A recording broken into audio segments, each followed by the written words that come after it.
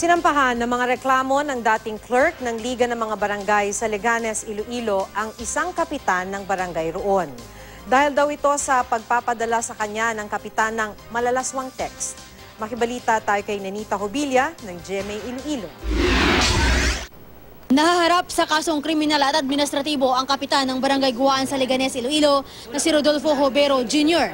Sinampahan siya ng reklamong sexual harassment, grave misconduct at conduct prejudicial to the best of interest of the service. Isinampa ito ng dating clerk ng Liga ng mga Barangay ng Leganes na itago natin sa pangalang Lorna.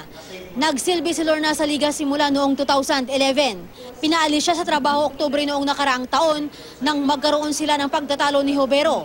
Nagpadala umano ang kapitan ng malisyosong text message kay Lorna.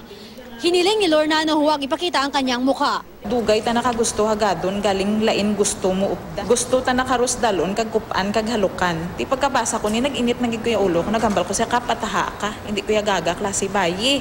Nang magkaharap sina Lorna at ang inireklamong kapitan noong Oktubre ng nakaraang taon, hindi na raw napigilan ni Lorna na kumprontahin ito at makapagbitiw ng hindi magandang salita.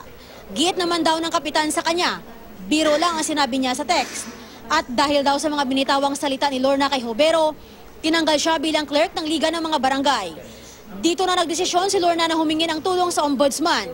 Ibinalik naman ng ombudsman sa konseyo ng Leganes ang magiging desisyon sa kasong administratibong kinakaharap ni Jovero.